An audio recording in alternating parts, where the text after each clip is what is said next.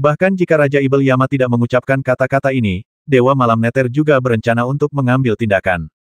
Karena benih Shinto jatuh ke tangan Ye Xuan, bahkan jika dia tidak peduli dengan perang antara kedua suku, dia akan mengambil tindakan untuk mengambil kembali benih Shinto. Siapa yang memiliki benih Shinto sekarang? Tanya Dewa Malam Netherworld dengan suara yang dalam. Di tangan Ye Xuan, bocah ini membawa benih-benih Shinto dan melarikan diri ke lembah Senmu. Raja Ibel Yama membungkuk dan menjawab. Sepertinya aku harus pergi ke lembah Senmu. Ada tatapan dingin dan membasmi di mata Dewa Malam Neter. Raja Ibel Yama segera membungkuk dan berkata, Yang Mulia, lembah Senmu berjarak ribuan mil dari Tanah Suci. Butuh banyak waktu dan tenaga untuk pergi ke lembah Senmu. Terlebih lagi, Ye Xuan sangat licik. Jika kita mengejarnya ke lembah Senmu sekarang, dia mungkin sudah melarikan diri ke tempat lain. Mata Dewa Malam Neter menjadi gelap dan dia bertanya, lalu bagaimana kamu bisa menangkapnya? Raja Ibel Yama segera menjawab ini tidak sulit. Anak ini adalah cucu keempat Qintaya. Qintaya saat ini berada di kota penjara kuno. Selama kita menyerang kota penjara kuno, bahkan jika Ye Xuan melarikan diri ke ujung bumi, dia pasti akan bergegas kembali ke kota penjara kuno untuk mati. Senyum sinis muncul di wajah Dewa Malam Neter, dan dia berkata, kamu benar-benar pandai memanfaatkan situasi. Raja Ibel Yama segera menundukkan kepalanya dan berkata, saya tidak berani menipu Yang Mulia. Ini memang yang direncanakan Yama. Bagi Yang Mulia Dewa Malam, membasmi semut-semut manusia itu hanyalah hal yang mudah, tetapi bagi klan Ibel Langit, itu adalah prestasi yang melampaui Raja Ibel Abadi. Dewa Malam Neter sangat senang dengan pujian itu dan tertawa terbahak-bahak, kalau begitu pergilah dan persiapkan. Ingat, aku menginginkan benih Shinto. Tenanglah, Yang Mulia Dewa Malam. Bahkan jika pasukan Ibel Surgawi tidak menginginkan kota penjara kuno, mereka pasti akan berusaha keras untuk mengambil benih para dewa untuk Yang Mulia. Raja Ibel Yama berjanji. Kalau begitu, kembalilah dan pimpin pasukan. Saat pasukan Ibel membutuhkanku, aku akan muncul dengan sendirinya. Dewa Malam Netherworld setuju untuk bertarung. Raja Ibel Yama langsung kegirangan, berlutut dan bersujud, lalu meninggalkan istana Netherworld, meninggalkan kuil abadi dan kembali ke kerajaan Ibel Surgawi kuno. Setengah tahun yang lalu, ketika dia pergi ke kuil abadi, perjanjian yang dibuatnya dengan Kaisar Ibel di Tian adalah selama dia dapat memohon kepada Dewa Malam Netherworld, pasukan Ibel Surgawi akan diserahkan kepadanya untuk dikomandoi lagi. Dia juga sudah mengetahui situasi terkini pasukan Ibel Surgawi. Setengah tahun yang lalu, pendeta tinggi Mo Yu mengundang Ibel Surgawi tingkat Dewa Bela Diri dari Istana Ibel Jie Luo untuk mengambil alih komando pasukan Ibel Surgawi. Kemudian dia menderita kekalahan telak dalam pengepungan, yang mengakibatkan hampir musnahnya seluruh pasukan Ibel Surgawi elit. Setengah tahun telah berlalu, dan pasukan Ibel Surgawi belum memulihkan kekuatan puncaknya. Karena itu, dia makin membenci Oracle. Namun, sejak kekalahan dalam pertempuran ibu kota kuno Zenyu, Mo Yu menghilang, dan bahkan ada rumor kematian Mo Yu di Istana Ibel Jiluo. Faktanya, tak satu pun dewa bela diri Ibel Surgawi yang keluar dari Istana Ibel Jiluo dapat kembali hidup-hidup. Kali ini, Raja Ibel Yama kembali dari kuil mayat hidup dan mendapatkan kembali ambisinya. Karena mengundang Dewa Malam Netherworld ke sisinya berarti sebagian besar Dewa Bela Diri Ibel Surgawi di kuil mayat hidup harus digunakan olehnya. Karena Dewa Nether Knight bukan hanya Ibel Surgawi terkuat di kuil mayat hidup selama 1000 tahun, tetapi juga sesepuh suci kuil mayat hidup. Sekarang para tetua suci telah keluar dari pengasingannya, bagaimana mungkin para Ibel Surgawi lainnya di kuil abadi tidak mengikutinya? Saat Raja Ibel Yama membayangkan memiliki begitu banyak Dewa Bela Diri Ibel Surgawi yang siap membantunya, dia ingin tertawa terbahak-bahak. Dia berdiri di atas awan, memandang jauh ke arah kota penjara kuno, dan berkata dengan bijaksana kota penjara kuno pada akhirnya akan kembali ke tanganku. Raja Ibel Yama kembali ke kota Raja Ibel dan melaporkan kepada Raja Ibel di Tian tentang berita permintaan pembebasan Dewa Malam Netherworld. Sesuai kesepakatan, Kaisar Ibel di Tian mengangkatnya sebagai komandan pasukan Ibel Surgawi dan memimpinnya untuk menyerang ibu kota kuno Zenyu lagi. Kaisar Ibel di Tian tidak meragukan perkataan Raja Ibel Yama, karena tidak ada seorang pun yang berani berbicara omong kosong tentang Dewa Malam Nether kecuali dia ingin mati. Setelah Raja Ibel Yama mendapatkan kembali kendali atas pasukan Ibel Surgawi, ia tidak langsung mengirim pasukan untuk menyerang ibu kota kuno Zenyu, melainkan melatih pasukannya di luar kota Raja Ibel. Pasukan Setan Langit saat ini hanya memiliki 600.000 prajurit elit, dan sisanya adalah Setan Langit tingkat rendah yang baru direkrut ke dalam pasukan Setan Langit kurang dari setengah tahun. Setan-setan surgawi tingkat rendah ini harus dilatih sebelum mereka dapat melepaskan keefektifan tempur mereka. Raja Ibel Yama telah menderita kekalahan sekali, jadi dia tidak akan gegabah mengirim pasukan lagi sebelum pelatihannya selesai. Di sisi lain, situasi di Snow City berubah 3 kali sehari. Karena lokasi pelatihan yang dipilih oleh Raja Ibel Yama berada di sebelah timur kota Raja Ibel, yang relatif lebih dekat dengan kota salju. Oleh karena itu, berita mulai menyebar di kota Jixue bahwa negara kuno Tianyao akan menyerang kota Jixue. Sekarang, ada 1,2 juta pasukan Zhou Agung yang ditempatkan di kota Jixue, dan komandannya adalah Jun Tianwen. Jun Tianwen memanfaatkan kesempatan ketika pasukan utama tentara Ibel Surgawi menyerang ibu kota kuno Zhenyu dan menerobos kota bersalju dalam satu gerakan. Dia benar-benar bangga akan hal itu untuk sementara waktu. Selama beberapa hari pertama setelah mengambil alih kota bersalju, Jun Tianwen mengadakan perjamuan di kota setiap hari, memberi hadiah kepada seluruh pasukan, bernyanyi dan tertawa, serta sangat bersemangat dan merasa sangat bahagia. Namun, begitu Raja Ibel Yama mulai melatih pasukannya, pasukan Zhou Agung di kota salju mulai panik.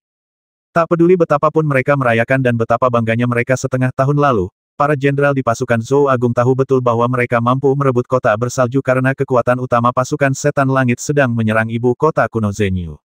Jika pasukan Ibel Surgawi menyerang kota salju dengan seluruh kekuatannya sekarang, bahkan 1,2 juta pasukan Zhou besar akan kesulitan untuk mempertahankan kota salju. Terlebih lagi, 1,2 juta pasukan Zhou besar ini telah tinggal di ibu kota Zhou besar sepanjang tahun, tidak seperti pasukan Long Yuan, yang telah mengalami pertempuran tragis yang tak terhitung jumlahnya. Menghadapi pertempuran berdarah yang mungkin terjadi kapan saja, banyak jenderal mulai panik. Beberapa orang bahkan mulai menyarankan Jun Tianwen untuk mundur dari Snow City. Yang mulia, medan di sekitar kota salju datar dan tembok kota tidak tinggi, sehingga mudah diserang tetapi sulit dipertahankan. Jika Raja Ibel Yama memimpin pasukan Ibel Surgawi untuk menyerang, akan sulit untuk dipertahankan.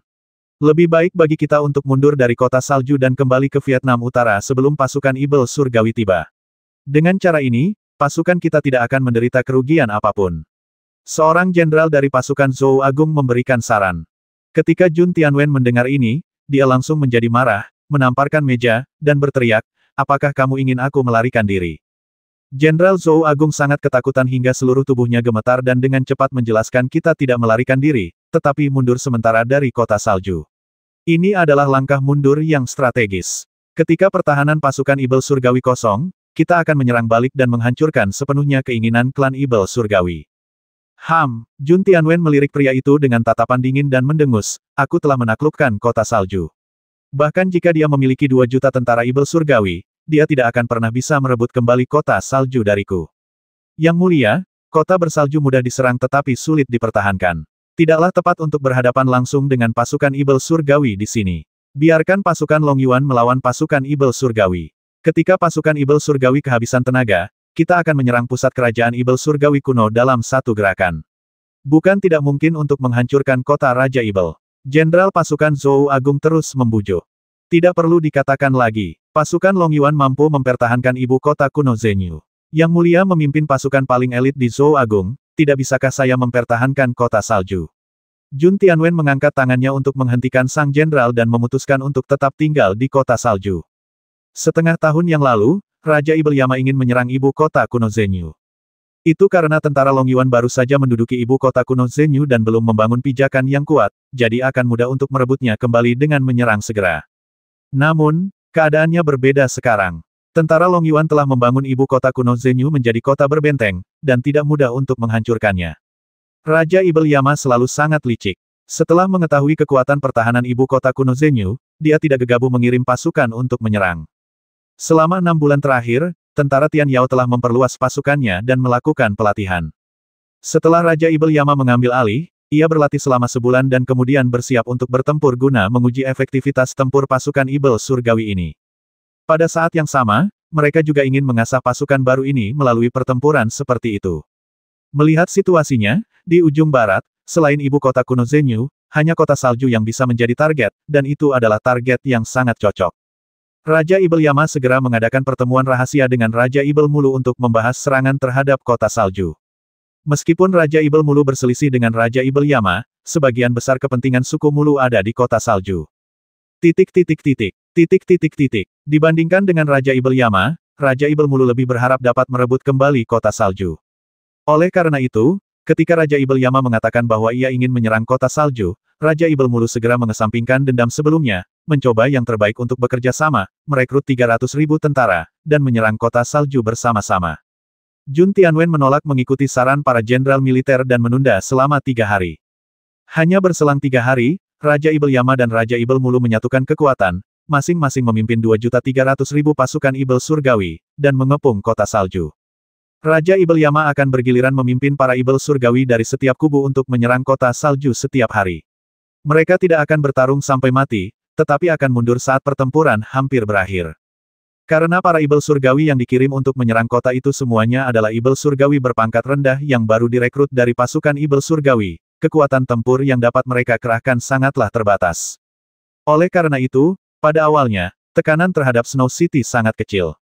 Jun Tianwen mengawasi pertempuran di tembok kota beberapa kali, dan langsung tertawa terbahak-bahak, menyatakan bahwa pasukan Ibel Surgawi selemah semut, dan mengadakan perjamuan di kota salju untuk merayakannya lagi. Namun, 10 hari kemudian, setelah Raja Ibel Yama merotasi semua pasukan baru di pasukan Ibel Surgawi, ia memulai rotasi lagi dan memulai pengepungan kedua. Selama pengepungan kedua, pasukan Ibel Surgawi baru ini memperoleh pengalaman dan efektivitas tempur mereka jelas lebih tinggi daripada yang pertama kali. 10 hari berikutnya berlalu, dan Raja Ibel Yama memulai rotasi ketiganya. Setiap 10 hari, kekuatan tempur pasukan Ibel Surgawi ini berlipat ganda, dan kekuatan pengepungannya menjadi semakin kuat. Pasukan Zhou Agung di kota itu juga secara bertahap merasakan tekanan, dengan ribuan prajurit melapor ke istana Jun Tianwen setiap hari. Jun Tianwen akhirnya kehilangan minat untuk mengadakan perjamuan dan minum-minum, dan mulai mengawasi pertempuran di atas tembok kota. Namun, tidak ada gunanya baginya untuk mengawasi pertempuran. Pasukan Ibel Surgawi tidak pernah bertempur sampai mati, tetapi langsung mundur ketika pertempuran hampir berakhir. Raja Ibel Yama menolak untuk bertarung dan terus menyerang kota, membuat kota salju gelisah sepanjang hari.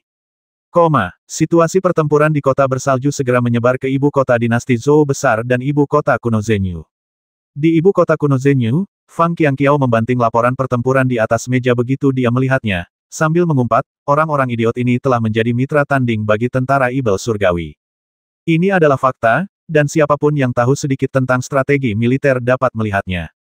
Raja Ibel Yama menggunakan pasukan Zhou Agung di kota salju untuk melatih pasukan mereka, dan telah melakukannya selama lebih dari sebulan. Jika dia terus berlatih seperti ini, tidak akan lama lagi Raja Ibel Yama akan memiliki pasukan yang telah mengalami banyak pertempuran. Kesenjangan antara pasukan yang belum pernah turun ke medan perang dan pasukan yang telah mengalami ratusan pertempuran, bahkan lebih mengerikan daripada perbedaan wilayah antar prajurit. Pasukan Zhou Agung di kota bersalju telah sepenuhnya menjadi target perolehan pengalaman pasukan Ibel Surgawi. Setelah melihat laporan pertempuran dari kota bersalju, semua jenderal tentara Long Yuan, bahkan seseorang seperti Pei Sanyu yang tidak suka menggunakan otaknya, dapat melihat bahwa Raja Ibel Yama menggunakan tentara Zhou besar di kota bersalju untuk melatih pasukannya, dan akan menyerang ibu kota kuno Zhenyu setelah mereka terlatih dengan baik.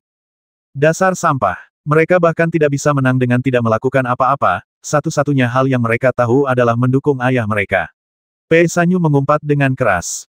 Dia mempelajari kata-kata menang dengan tidak melakukan apa-apa dan mendukung ayah mereka saat dia minum dan menyombongkan diri dengan Ye Xuan sebelumnya.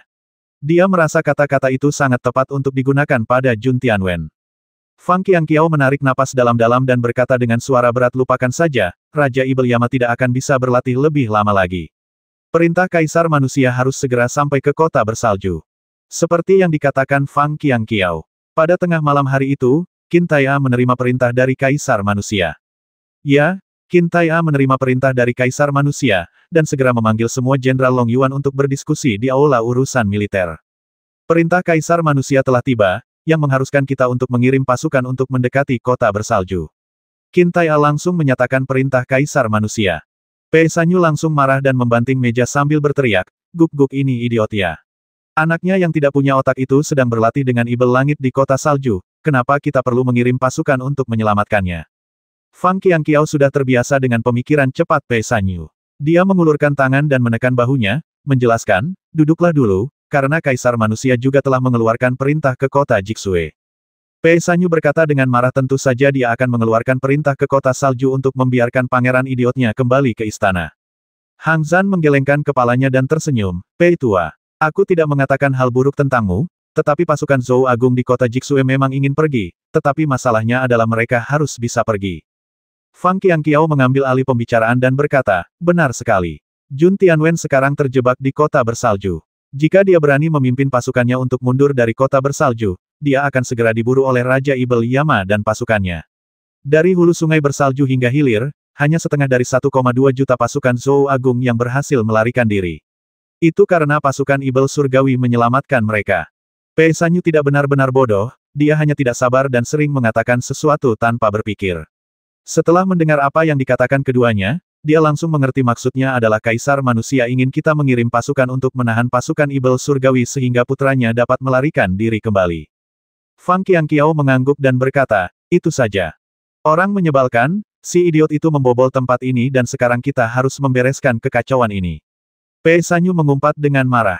Hang Zhan dan yang lainnya menoleh ke Qin Tai'a dan berkata, Jenderal, bagaimana kita harus bertarung? Berikan perintah.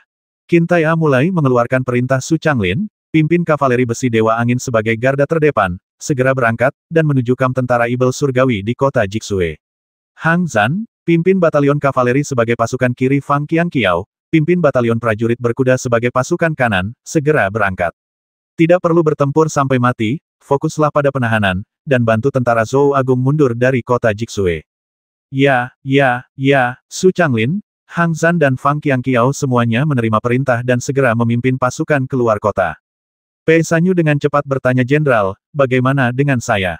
Fang Qianqiao menepuk bahunya saat dia berjalan keluar dan berkata, batalion lisimu tidak dapat berlari cepat, jadi tentu saja kamu harus tinggal dan mempertahankan kota. Pei Sanyu sangat tidak senang dengan pengaturan ini, tetapi dia juga sangat jelas tentang alasan di baliknya. Dia mengutuk Jun Tianwen ratusan kali dalam hatinya, dan kemudian pergi ke Kam Lisi untuk meminta saudara-saudaranya agar bersorak dan waspada terhadap serangan mendadak tentara Tian Yao di ibu kota kuno Zhenyu. 3 unit kavaleri tentara Long Yuan berangkat dan mendekati kota bersalju. Misi ini tidak terlalu menegangkan bagi pasukan Long Yuan, karena fokus utamanya adalah pada penahanan, dan keunggulan kavaleri dapat dimanfaatkan sepenuhnya. Selain itu, medan di sekitar Snow City datar, yang sangat cocok untuk operasi pasukan kavaleri. Yang perlu dilakukan ketiga unit kavaleri tentara Long Yuan adalah terus berpatroli di sekitar tentara Tianyao, menarik perhatian tentara Tianyao, dan memanfaatkan kesempatan untuk memberikan pukulan telak. Serang sekali dan lari, jangan pernah bertarung sampai akhir. 3 kavaleri besi Long Yuan bagaikan hantu di padang salju, muncul dan menghilang secara misterius. Setiap kali suara tapak besi bergemuruh seperti guntur, sejumlah besar kepala jatuh ke tanah. Kota bersalju. Jun Tianwen menerima perintah dari Kaisar Manusia, yang memerintahkannya untuk segera memimpin 1,2 juta pasukan Zhou Agung untuk mundur dari kota bersalju, yang membuatnya sangat marah. Wah! Jun Tianwen menghancurkan meja dan berteriak, mengapa aku mundur dari kota salju? Aku menarik semua pasukan utama pasukan Ibel Surgawi ke sini. Jika pasukan Long Yuan punya otak, mereka seharusnya memanfaatkan kesempatan ini untuk segera mengirim pasukan untuk merebut kota Yan Yao dan Yexue Ridge. Kota Yan Yao dan Yexueling adalah kota dan jalur terdekat dengan ibu kota kuno Zhenyu di ujung barat. Yexueling cukup istimewa. 800 mil di sebelah selatan Snowy City, terdapat barisan pegunungan kecil di sebelah selatan padang salju, dan Yexue Ridge merupakan jalur di barisan pegunungan kecil ini. Wakil Komandan Tentara Zhou Agung, Shen Qianshan, membungkuk dan berkata, tentara Long Yuan telah merebut Yexue Ridge. Jika tentara Long Yuan ingin pergi ke dataran bersalju untuk menahan tentara Ibel Surgawi, mereka harus melewati Yexue Ridge. Medan Gunung Yexueling memang terjal, tetapi kota yang dibangun klan Tianyao tidak kokoh. 1000 kavaleri elang ilahi mengerahkan kekuatan mereka, melancarkan serangan dari langit, dan menerobos punggungan Yexue dalam satu serangan. Segera setelah itu, kavaleri besi Fengshen, Long Yuan Xiaoqi dan Long Yuan Huqi bergegas masuk dan membasmi semua Ibel Surgawi di lintasan Yexueling. Setelah itu, 3 kavaleri besi Long Yuan menyeberangi Yexue Ridge dan memasuki padang salju. Seperti 3 serigala salju, mereka berkeliaran di sekitar pasukan Tianyao, mangsa mereka. Jun Tianwen tertegun sejenak ketika mendengar jawaban ini, dan segera berteriak karena kita telah menembus Yexue Ridge, kita harus menyerang dari kedua sisi dan membasmi pasukan Ibel Chuantian. Wakil Komandan Shen Qianshan segera melambaikan tangannya dan berkata tentara Long Yuan tidak akan mempertahankan Yexue Ridge sampai mati, tetapi hanya akan menerobos Yexue Ridge untuk sementara waktu guna menahan pasukan Ibel Surgawi. Bahkan, begitu pasukan kavaleri tentara Long Yuan mundur kembali ke ibu kota penjara kuno, mereka akan merobohkan jalur Yexue Ridge. Jun Tianwen tertegun lagi, mengerutkan kening dan bertanya mengapa. Setelah menaklukkan celah itu, mengapa kamu tidak mempertahankannya? Karena suku Ibel Langit dapat terbang, medan terjal di Night Snow Ridge merupakan rintangan alami bagi umat manusia, tetapi tidak banyak berpengaruh pada suku Ibel Langit. Karena alasan ini, suku Ibel Langit sama sekali tidak menghargai Night Snow Ridge, dan tembok yang mereka bangun sangat sederhana dan tidak dapat digunakan sebagai pertahanan. Jika pasukan Long Yuan ingin mempertahankan Night Snow Ridge, mereka ingin membangun kembali kota yang kuat di Night Snow Ridge. Namun, pasukan Long Yuan baru saja memperkuat pertahanan ibu kota kuno penjara, jadi mustahil bagi mereka untuk membangun Night Snow Ridge lagi. Shen Qianshan menjelaskan alasannya. Shen Qianshan ini adalah saudara laki-laki Shen Qianlang, Komandan Angkatan Laut Cina Timur. Dia dikirim ke sini untuk bertugas sebagai wakil komandan Jun Tianwen. Sebenarnya, dia cukup tidak puas. Namun, karena Kaisar Manusia telah memberikan perintah seperti itu, dia hanya bisa melaksanakan tugasnya dengan baik. Faktanya, selain mengeluarkan dekrit kepada Jun Tianwen, Panglima tertinggi tentara Zhou Agung, Kaisar Manusia juga memberinya dekrit lain, memintanya untuk menggunakannya saat diperlukan. Shen Qianshan merasa bahwa waktu yang diperlukan sudah hampir tiba. Namun, dia tetap memberi nasihat lagi yang mulia, kesempatan ini tidak boleh dilewatkan. Mohon patuhi perintah yang mulia dan segera pimpin pasukan Zhou Agung untuk mundur dari kota salju. Jun Tianwen menahan amarahnya dan mendengus, aku sudah berusaha keras untuk merebut kota salju, bisakah aku meninggalkannya begitu saja? Mengapa pasukan Long Yuan tidak bisa mematuhi perintahku dan menyerang pasukan Tianyao dari kedua belah pihak dan memusnahkan mereka sepenuhnya? Tentara Long Yuan sekarang memiliki 1.000.000 prajurit. Mereka dapat mempertahankan kota, tetapi mereka tidak memiliki keuntungan dalam pertempuran di dataran bersalju. Bukan hanya pasukan Long Yuan miliknya yang disebut pasukan, 1,2 juta pasukan Zhou Agung di bawah komandoku semuanya adalah prajurit elit. Kata Jun Tianwen dengan marah. Kekuatan gabungan kedua pasukan hanya 2,2 juta. Namun, kekuatan pasukan Ibel Surgawi juga mencapai 2,2 juta. Jika kedua suku bertarung di dataran bersalju, bahkan jika kita menang, itu akan menjadi kemenangan yang menyedihkan. Shen Qianshan menjelaskan dengan cepat selain itu, setelah seluruh pasukan Long Yuan dikirim, pertahanan kota penjara kuno akan kosong, dan 9 Ibel Surgawi pasti akan mengirimkan kekuatan terakhir mereka untuk merebut kota penjara kuno. Setelah kota penjara kuno jatuh, saya khawatir Ibel Surgawi tidak akan memberi umat manusia kesempatan kedua untuk menerobos. Setelah dia selesai menjelaskan, dia membuat ringkasan akhir oleh karena itu, Qin Taiya tidak akan pernah menyerahkan ibu kota kuno Zhenyu dan benar-benar bergegas membantu kota Jixue. Sampah! Jun Tianwen dengan marah memecahkan gelas anggur dan berteriak, kamu sama sekali tidak punya ambisi, dan kamu hanya tahu cara menjaga ibu kota penjara kuno. Apa gunanya? Shen Qianshan menggelengkan kepalanya dan menjelaskan lagi alasan mengapa Qin Taiya memilih untuk mempertahankan kota penjara kuno adalah karena negara Ibel Surgawi kuno masih menyerang, sementara pasukan Long Yuan sedang bertahan. Pasukan Ibel Surgawi akan menyerang kota penjara kuno cepat atau lambat. Dan menurut informasi, kali ini Raja Ibel Yama mengundang Ibel Surgawi terkuat dalam 1000 tahun terakhir, Dewa Malam Neter, dari kuil mayat hidup. Qin Taiya harus bertahan melawan serangan balik klan Ibel Surgawi kali ini untuk memiliki kesempatan untuk melangkah lebih jauh. Setelah selesai berbicara, dia menatap ekspresi Jun Tianwen, dan meminta perintah yang mulia, mohon perintahkan seluruh pasukan untuk mundur dari kota salju. Kita tidak dapat mempertahankan kota salju. Selama 3 kavaleri tentara Long Yuan mundur, kota salju akan hancur. Ekspresi Jun Tianwen berubah sangat buruk. Dia menghancurkan sandaran tangan kursi dengan suara bang dan berteriak, perintahkan pasukan Long Yuan untuk bergegas menyelamatkan kota Jixue. Aku tidak percaya bahwa dengan 1,2 juta pasukan Zhou Agung, kita tidak dapat mempertahankan satu kota pun. Melihat bujukannya tidak membuahkan hasil, Shen Qianshan tidak punya pilihan selain meraih ke dalam pelukannya dan mengambil dekrit kekaisaran dari Kaisar Manusia, sambil berkata, Yang Mulia, ini adalah dekrit kekaisaran yang diberikan kepadaku oleh Kaisar Manusia. Di situ tertulis bahwa jika Yang Mulia tidak mengikuti perintah dan menarik pasukan, maka aku akan menggunakan dekrit kekaisaran ini untuk menggantikan posisi Panglima tertinggi tentara Zhou Agung. Ketika Jun Tianwen mendengar ini, dia tercengang dan wajahnya berubah sangat buruk. Dia menatap Shen Qianshan dengan mata pembasmi dan berkata dengan suara menyeramkan, beraninya kau. Shen Qianshan mengangkat dekrit kekaisaran tetapi tidak membukanya. Dia berkata dengan sungguh-sungguh, ini adalah tugasku. Yang Mulia, mohon segera tarik pasukanmu. Jika tidak, begitu aku membuka dekrit kekaisaran, aku tidak punya pilihan lain. Wajah Jun Tianwen membiru dan dia amat marah. Begitu dia dilucuti dari jabatannya sebagai Panglima tertinggi tentara Zhou besar, itu akan seperti Kaisar Manusia menamparkan wajahnya dengan keras. Jelaslah bahwa Kaisar Manusia ingin menyelamatkan mukanya, jadi Shen Qianshan ragu-ragu untuk membuka dekrit kekaisaran. Jun Tianwen duduk di singgasana dengan wajah muram dan enggan berbicara. Shen Qianshan berbicara lagi, Yang Mulia, mohon perintahkan penarikan pasukan segera, jika tidak begitu 3 kavaleri tentara Long Yuan mundur dari padang salju, kita akan kehilangan waktu terbaik untuk mengungsi. Jun Tianwen masih tidak mau menyerah, dan bertanya sambil menggertakkan gigi jika kita telah menaklukkan kota salju tetapi tidak mempertahankannya, lalu mengapa kita mengirim pasukan untuk menyerangnya sejak awal? Keuntungan terbesar adalah perebutan kota bersalju dan pengosongan tambang Aurora di utara padang salju. Yang Mulia tidak pernah berpikir untuk menempatkan pasukan di kota bersalju untuk waktu yang lama. Karena alasan ini, pasukan Zhou Agung tidak membangun pertahanan kota saat pertama kali memasuki kota bersalju. Shen Qianshan memberikan penjelasan terakhirnya dan memutuskan bahwa jika pangeran yang paling dicintai kaisar manusia tidak mau menarik pasukannya, dia akan membuka dekrit kekaisaran dan mengambil alih posisi panglima tertinggi.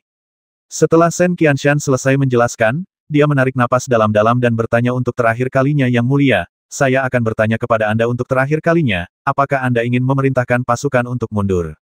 Jun Tianwen tahu betul bahwa ini adalah keputusan kaisar manusia. Jika dia tidak setuju, jabatannya sebagai panglima tertinggi tentara Zhou Agung akan segera dicabut. Jika dia dilucuti dari komandonya di hadapan tentara, itu akan menjadi aib seumur hidup.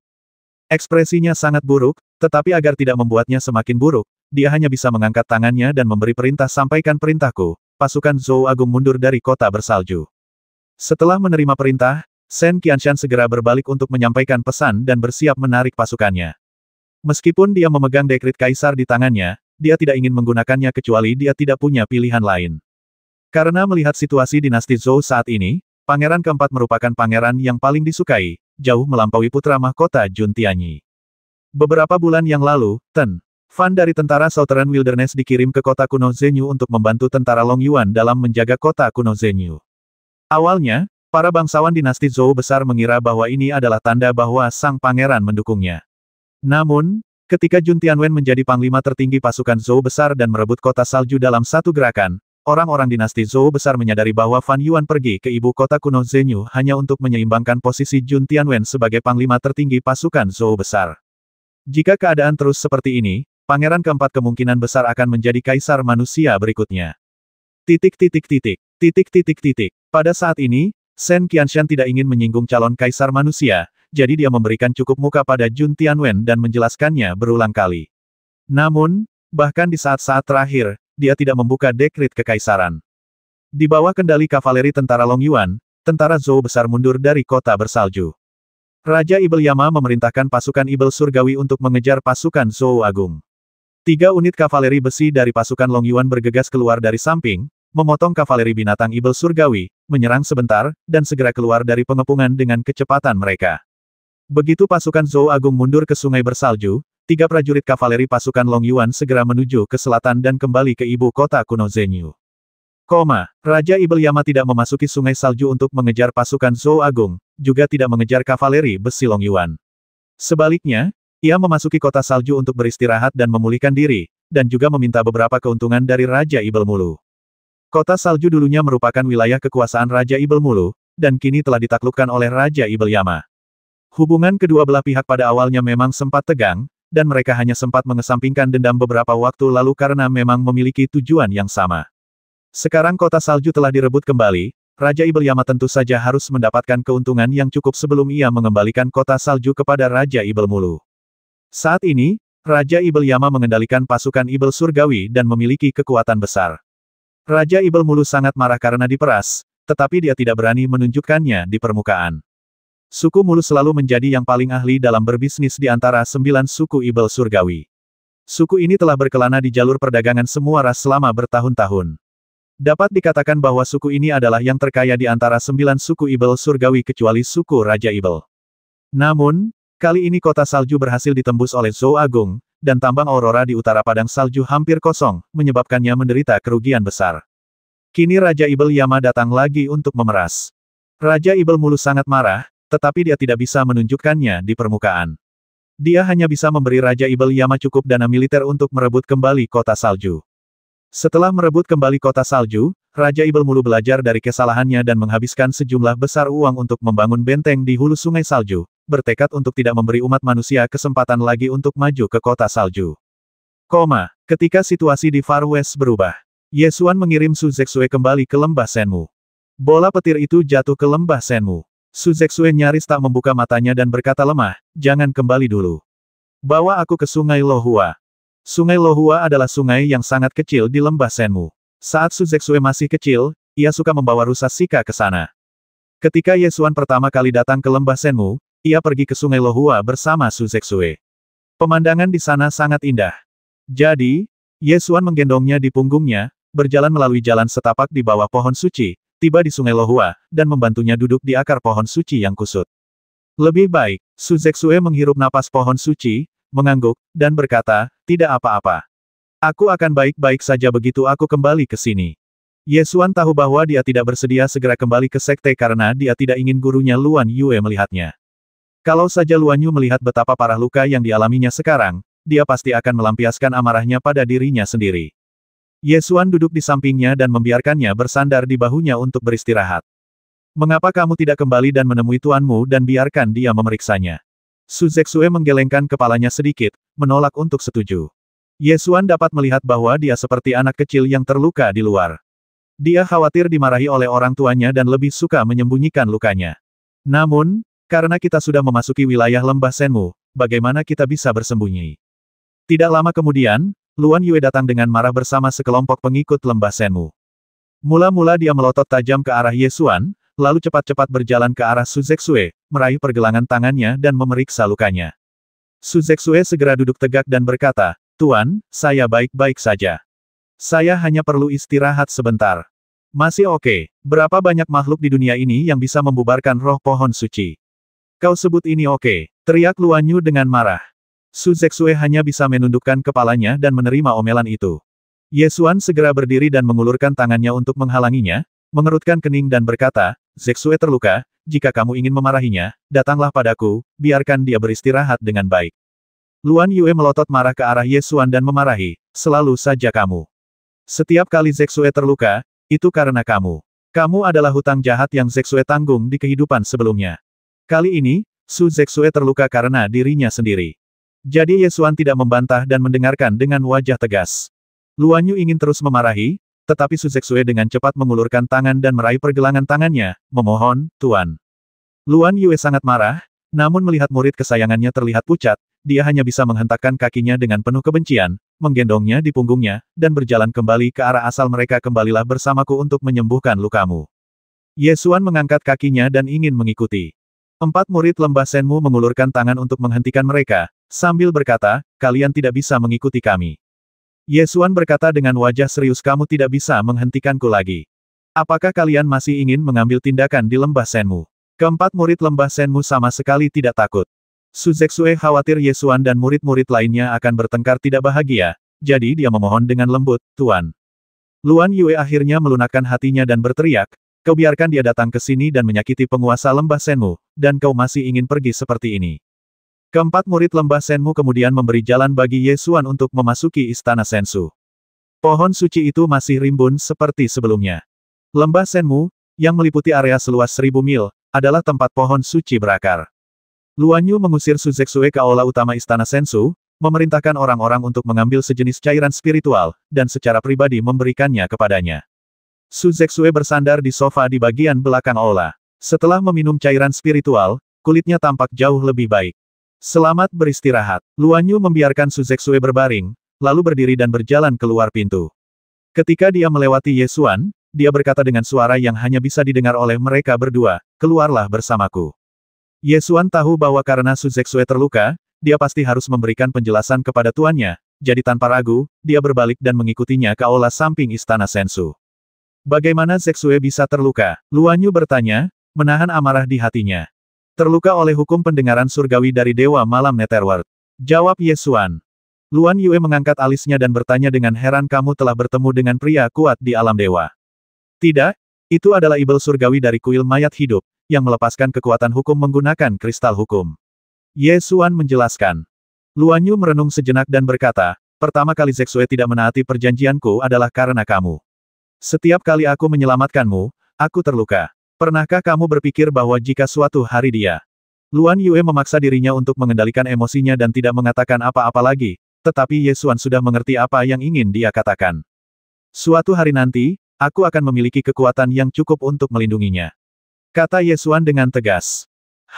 Sebuah pot tanah liat akan pecah jika tidak dikeluarkan dari sumur, dan seorang jenderal pasti akan mati di medan perang.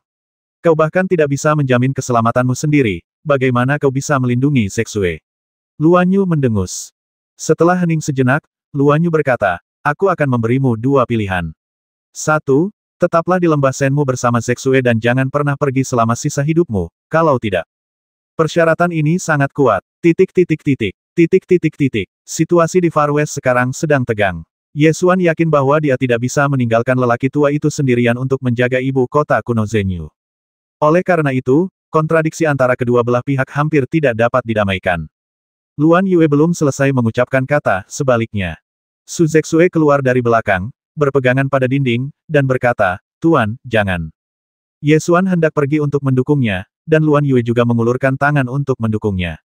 Bagaimanapun juga ini adalah lembah Senmu, dan pria dan wanita tidak sebebas di luar, jadi Ye Xuan harus menarik tangannya. Mengapa kamu malah keluar dan tidak beristirahat dengan baik? Luan Yue memarahi.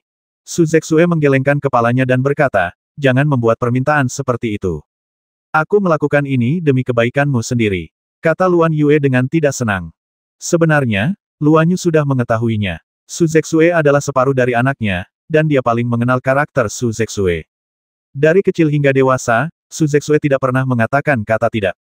Meskipun karakternya seperti itu, dia menolak lamaran pernikahan dengan pangeran dari Zhou Agung. Setiap kali Su Zexue melakukan sesuatu yang tidak pantas, itu karena satu orang. Luan Yu menyadari bahwa mustahil meminta Su Zexue melepaskan orang ini, jadi dia hanya bisa mencari cara untuk mempertahankan orang ini di lembah Senmu. Jadi, dia mengajukan permintaan itu sekarang, tetapi sebelum dia bisa menyelesaikan kata-katanya, Su Zexue keluar untuk menghentikannya. Kau gadis yang tidak berguna. Tuan melakukan segalanya untukmu, mengapa kau begitu bodoh? Luan Yu mendesah. Su Zexue hanya menggelengkan kepalanya. Luan Yue menghela nafas dan membantunya kembali ke kamarnya. Ye Xuan tidak bisa mengikuti Su Zexue ke kamarnya, jadi dia harus tinggal di aula utama Istana Sensu. Di ruang kepala lembah, sang guru dan murid tengah berbicara dengan berbisik. Luan Yue duduk di kepala tempat tidur dan mendesah, Zexue, pernahkah kau berpikir untuk meninggalkannya di lembah Senmu? Dengan begitu, kau bisa membiarkannya menemanimu selama yang kau inginkan, seumur hidupmu, dan jangan biarkan dia berakhir seperti ibumu. Su Zexue mengerutkan bibirnya dan berkata, aku tahu pilihannya. Aku tidak bisa menahannya. Luan Yue berkata dengan marah itu artinya dia sama sekali tidak peduli padamu. Dia punya banyak hal dalam pikirannya, banyak hal besar yang tidak bisa ditangani orang lain tetapi hanya dia yang bisa menanganinya.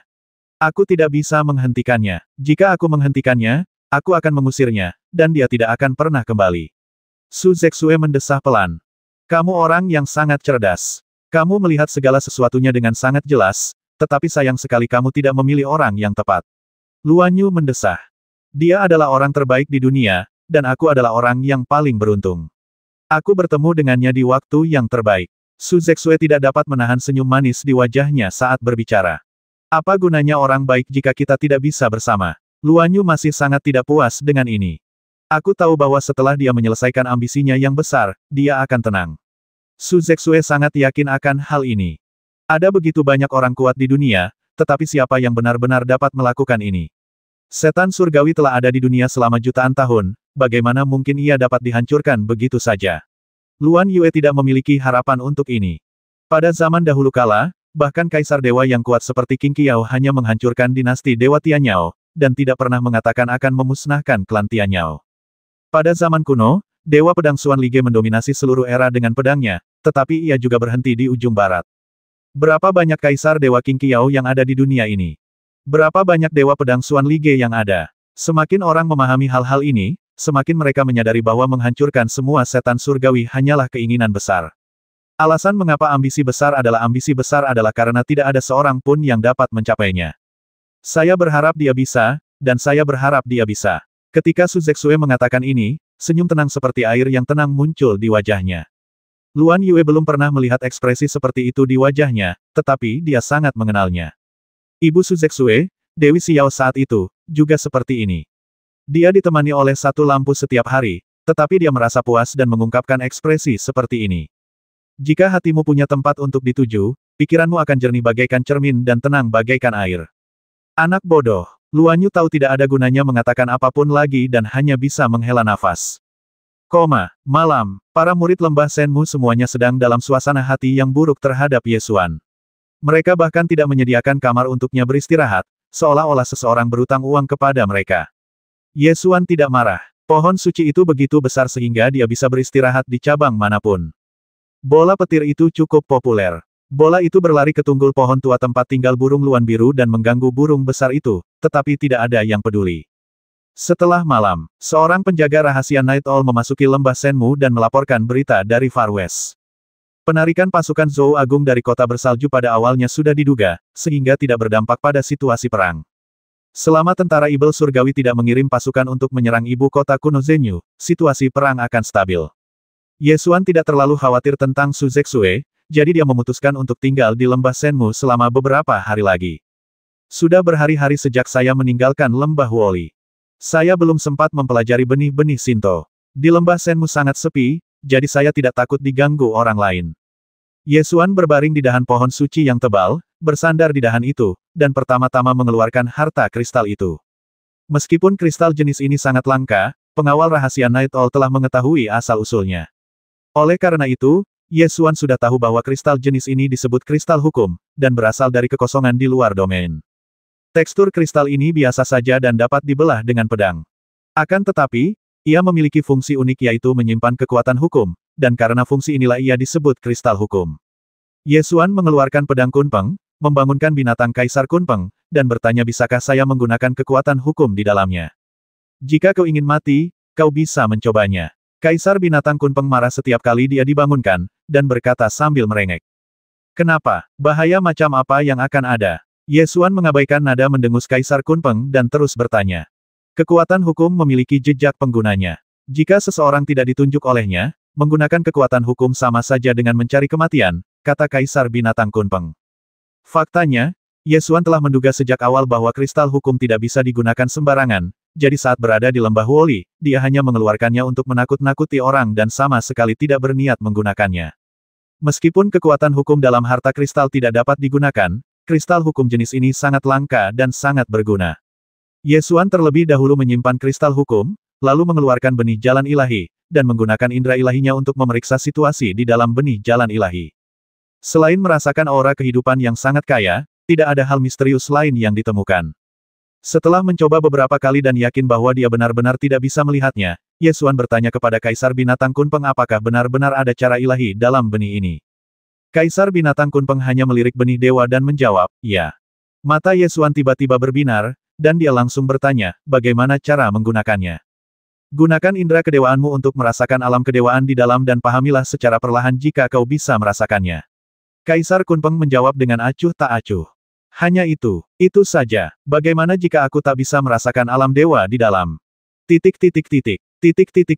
Omong kosong, di antara orang-orang yang hidup di alam Jiushu, diperkirakan tidak ada seorang pun yang dapat merasakan alam dewa di dalamnya. Ketika Kaisar binatang Kunpeng mengatakan ini, dia sangat sombong. Ye Xuan mengerutkan kening dan bertanya, aku tidak bisa mengetahuinya. Karena benih Shinto ini berisi ranah Shinto, dan Dewa Malam Neter jelas telah memasuki ranah Shinto, mengapa dia masih membutuhkan benih ini? Sederhana saja, karena hukum yang terkandung dalam benih dewa lebih kuat daripada hukum yang terkandung dalam kristal hukum di tanganmu. Jawab Kaisar Kunpeng. Mata Ye Xuan berbinar lagi, dan dia bertanya, bisakah kamu menjelaskannya dengan jelas sekaligus? Jangan membuatku menebak satu kalimat dalam satu waktu. Semua ini adalah akal sehat. Bagaimana aku bisa tahu kalau kamu sebodoh itu? Kalau kamu tidak bertanya, bagaimana aku bisa tahu apa yang tidak kamu ketahui? Kaisar Kunpeng berkata dengan wajar. Ye Xuan memutar matanya dan berpikir dalam hati jika kamu benar-benar seorang guru, kamu pasti akan menjadi penghancur yang tak kenal lelah. Baiklah. Kalau begitu ceritakan padaku tentang dunia Shinto terlebih dahulu, lalu ceritakan padaku perbedaan antara hukum dalam harta kristal ini dan hukum dalam benih Shinto. Kaisar binatang Kunpeng berbalik dan berkata perlahan menurut klasifikasi kuno alam dewa berbeda dari alam bela diri. Alam dewa tidak lagi dibagi menjadi 9 alam kecil. Sebaliknya, alam dewa dibagi menjadi 3 alam kecil, yaitu pendengaran surgawi, penglihatan surgawi, dan pengetahuan surgawi. Meskipun alam dewa hanya dibagi menjadi 3 alam kecil, jarak antara masing-masing alam kecil jauh lebih besar daripada alam besar seni bela diri. Kesenjangan antara pendengaran surgawi dan penglihatan surgawi bahkan lebih besar daripada kesenjangan antara alam dewa bela diri dan alam sein bela diri. Selain itu, selama seseorang mengolah esensi sejati yang cukup kuat, seseorang selalu dapat menerobos alam kecil dari dao bela diri. Hanya penghalang alam besar yang akan menjadi kunci alam. Namun, ketika seseorang mencapai alam dao ilahi, seseorang juga perlu memahami alam kecil.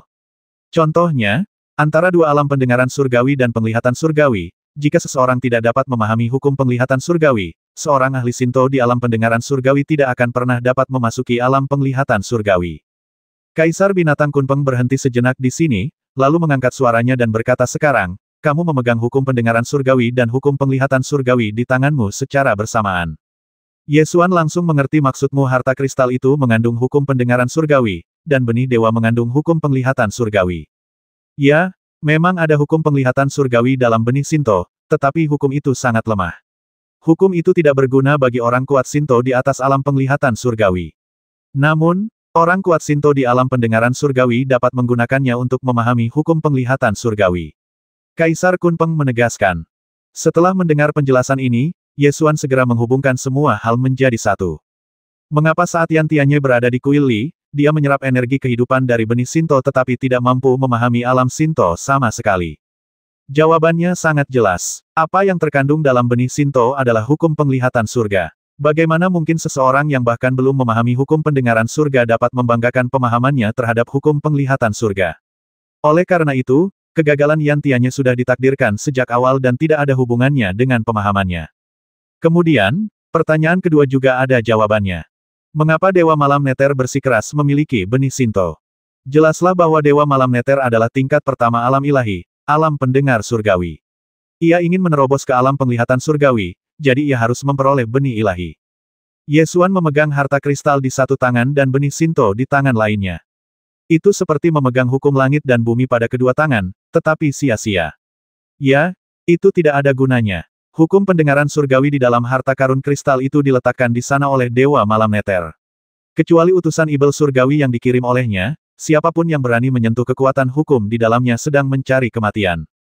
Benih Shinto mengandung hukum penglihatan surgawi, yang satu tingkat lebih tinggi daripada hukum pendengaran surgawi. Sebelum seseorang memahami hukum pendengaran surgawi dan memasuki alam Shinto, mustahil untuk merasakan kekuatan hukum yang terkandung di dalamnya. Ye Xuan sangat tidak senang. Dia memegang dua benda terkuat di benua Kyushu di tangannya, tetapi dia tidak bisa menggunakannya sama sekali. Apakah tidak ada cara untuk memasuki alam dao ilahi dengan cepat?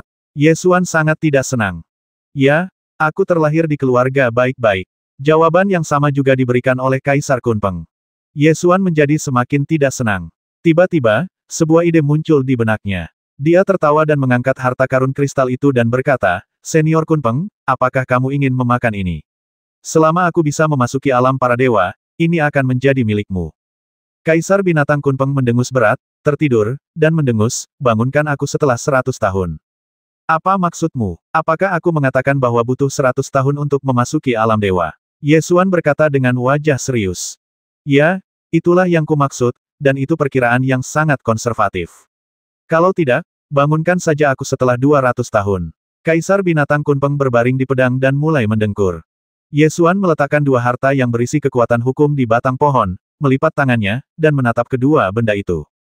Barang-barang yang baik memang baik, tetapi tidak dapat dimakan atau digunakan. Tidak ada yang lebih buruk dari ini. Ye Xuan tiba-tiba teringat sebuah teknik rahasia dan bertanya dengan tergesa-gesa, bagaimana dengan teknik mendengarkan surga? Apakah itu dapat meningkatkan kemungkinan memahami hukum mendengarkan surga? Ya, selama kamu bisa bertahan, mungkin kamu bisa mempersingkat 200 tahun menjadi 199 tahun. Kaisar Binatang Kunpeng menegaskan. Begitu Ye Xuan mendengarnya, dia tahu itu tidak akan efektif. Apa yang disebut kemampuan untuk mempersingkat waktu 1 tahun mungkin karena berlatih seni mendengarkan surga selama 200 tahun. Kekuatan spiritualnya akan meningkat, yang akan membantunya memahami hukum mendengarkan surga. Tidak, bukankah teknik mendengarkan surga mampu mendengar ramalan di tingkat hukum? Apakah itu benar-benar tidak efektif? Seni mendengarkan langit disimulasikan dengan kekuatan manusia. Itu sama sekali bukan seni rahasia di tingkat hukum. Alasan mengapa Anda dapat mendengar peramal adalah karena keberadaan di tingkat hukum ingin Anda mendengarnya. Orang-orang bodoh itu mungkin dapat mendengarnya sekali atau dua kali setelah mendengarkan selama ratusan tahun, tetapi sebenarnya itu tidak membantu mereka. Kaisar Kunpeng menjelaskan. Ye Xuan berpikir sejenak, lalu tiba-tiba mengambil kristal hukum dan mendengus, siapa bilang aku tidak bisa menggunakannya? Aku akan tetap menggunakannya. Saat dia berbicara, dia menyusun teks ilahi dari kata segel di lautan kesadarannya, secara langsung menghalangi pikiran ilahinya, dan kemudian mengaktifkan hukum pendengaran surgawi di batu kristal hukum dan menuangkannya ke lautan kesadarannya. Ledakan. Di lautan kesadaran, tsunami hukum segera muncul, melanda setiap sudut. Pada malam hari, bulan tampak terang dan bintang-bintang jarang terlihat. Istana Sensu, di depan ambang jendela. Yesuan berbaring di luar jendela dan menatap Su Zexue di dalam kamar, hanya menonton dengan tenang tanpa membangunkannya. Tetapi Su Zexue tetap terbangun, atau mungkin dia tidak pernah tertidur sejak awal. Dia berdiri dan berjalan ke jendela, duduk di seberang jendela dari Yesuan, dan bertanya, "Mengapa kamu di sini begitu larut? Lihatlah dirimu." Yesuan menyeringai. "Tuan pasti memarahimu, kan?" Su Zexue menunjukkan ekspresi minta maaf di wajahnya. "Baiklah," ditegur, "kamu terluka karena aku. Untuk menghukum diriku sendiri, aku menggunakan hukum dalam harta karun kristal untuk memukul diriku sendiri puluhan kali." Yesuan bercanda dengan serius. Su Zexue mengerutkan kening dan berkata, "Mengapa kamu memperlakukan dirimu sendiri seperti ini? Bagaimana jika aku terluka?" Yesuan berkata sambil tersenyum licik, "Jangan khawatir, aku tidak terluka. Aku juga telah menemukan cara untuk menstabilkan jiwaku dan mengurangi dampak serangan hukum." Titik. Yesuan mengulurkan tangannya dan menutupi telinga Su Zexue, sambil berkata, "Jangan bergerak. Tenanglah. Apakah kamu mendengar suara dengungan di telingamu? Jangan takut. Bayangkan kamu adalah sebuah danau dengan permukaan yang tenang. Setelah diserang hukum pendengaran surgawi, jika jiwa tidak hancur total, akan ada suara dengungan yang bergema jauh di dalam jiwa. Rasanya seperti Anda mendengarnya dengan telinga Anda, tetapi sebenarnya tidak ada suara di telinga. Sebaliknya, setelah menutup telinga Anda, suara dengungan menjadi lebih jelas." Inilah pengalaman yang Yesuan simpulkan setelah menahan puluhan kali pemboman hukum Tianting. Su Zexue mengerutkan bibirnya dan berusaha tersenyum, berkata, "Aku baik-baik saja sekarang setelah kembali ke lembah Senmu. Sungguh, aku jauh lebih baik sekarang. Aku tidak bisa mendengar suara dengungan lagi." Melihat bahwa kulitnya memang jauh lebih baik dari sebelumnya, Yesuan merasa lega. Dia memegang tangannya dan membiarkannya memanjat keluar jendela. Memanjat lewat jendela agak tidak sopan. Su Zexue sedikit malu dan bergumam, "Jika Tuan melihat ini, aku pasti akan dimarahi lagi." Yesuan menariknya keluar, melompat ke atap, berbaring, dan menatap langit berbintang di malam hari. Dia merasa sangat tenang dan damai. Langit malam lembah Senmu luar biasa indah dan cukup jernih untuk melihat setiap bintang. Setelah beberapa saat, Su Zexue tertidur dalam pelukannya. Napasnya teratur dan ia dapat tidur dengan tenang, yang menunjukkan bahwa dampak serangan hukum terhadap jiwanya telah mereda. Tepat saat keduanya berdiri berdekatan, suara batuk tiba-tiba terdengar dari belakang. Batuk. Su Zexue segera melompat, wajahnya memerah, dan berlari kembali ke kamarnya tanpa menoleh ke belakang. Yesuan menoleh ke belakang dan melihat Luan Yue berdiri di belakangnya dengan ekspresi yang berkata, "Aku menangkapmu." Dalam beberapa hari berikutnya, Yesuan tinggal di lembah Senmu, mencoba berbagai cara untuk membuat Su Zexue bahagia. Setiap malam, pengawal rahasia Night Owl akan datang untuk melaporkan informasi intelijen penting. Oleh karena itu, situasi di ibu kota kuno Zenyu selalu terkendali. Pengaruh latihan militer Raja Ibel Yama sungguh luar biasa. Meskipun belum ada tanggal yang jelas, semua tanda menunjukkan bahwa tidak lama lagi pasukan Ibel Surgawi akan menyerang ibu kota kuno Zenyu lagi. Dan menurut informasi yang diperoleh pengawal rahasia Night Owl, Dewa Nether Knight akan mengambil tindakan kali ini. Seorang penganut Shinto yang kuat akan mengambil tindakan, yang merupakan tekanan besar bagi tentara Long Yuan. Setengah tahun yang lalu, Qin Tai'a meminta guru nasional Li Xuanfeng untuk mengunjungi Baiyujing, salah satu dari 10 tempat suci. Menurut rumor, dalam 1000 tahun terakhir, di antara tempat-tempat suci umat manusia, hanya Baiyujing yang telah menghasilkan orang setingkat dewa yang kuat. Akan tetapi, Baiyujing selalu hidup menyendiri, jadi sangat sulit untuk mengajak Baiyujing ikut serta dalam perang antara kedua klan tersebut. Jika kita dapat mengidentifikasi orang kuat yang tersembunyi di Baiyujing, kita akan dapat menghadapi Dewa Malam Nether. Jika tidak, tentara Long Yuan akan berada dalam masalah. 1 bulan kemudian, informasi datang dari kota kuno Zenyu bahwa Raja Ibel Yama memimpin pasukan sebanyak 2,5 juta Ibel Surgawi untuk ditempatkan di kota Ibel Yama, dan ada tanda-tanda bahwa mereka siap menyerang kota kuno Zenyu kapan saja. Kota Yanyao adalah kota Ibel Surgawi yang terletak di ujung barat, paling dekat dengan ibu kota kuno Zenyu. Jarak antara keduanya adalah 700 mil, dan pasukan dapat mencapai ibu kota kuno Zenyu dalam 1 hari. Yesuan tahu bahwa perang akan segera dimulai, jadi setelah mengucapkan selamat tinggal kepada Suzexue, dia meninggalkan lembah Senmu dan kembali ke ibu kota kuno Zenyu. Di atas ibu kota kuno Zenyu, ada dunia kecil yang disebut kota Void. Banyak tetua dari Departemen Formasi, Pemurnian Senjata, dan Alkimia Akademi Kunpeng diatur untuk tinggal sementara di dunia kecil kota Void untuk meneliti formasi dan harta yang lebih baik bagi tentara Long Yuan dan meningkatkan efektivitas tempurnya. Begitu Ye Xuan kembali, dia diseret oleh Tuan Gu dan berdiri berjajar bersama beberapa anak kecil lainnya. Di antara mereka adalah Gai, Tong dan Zaur. Tuan Gu, apa yang sedang Anda lakukan? Perang akan segera dimulai di ibu kota kuno Zenyu, dan saya tidak punya waktu untuk bermain-main dengan anak-anak nakal ini. Ye Xuan berdiri bersama beberapa anak nakal dari Departemen Alkimia Akademi, merasa sangat canggung.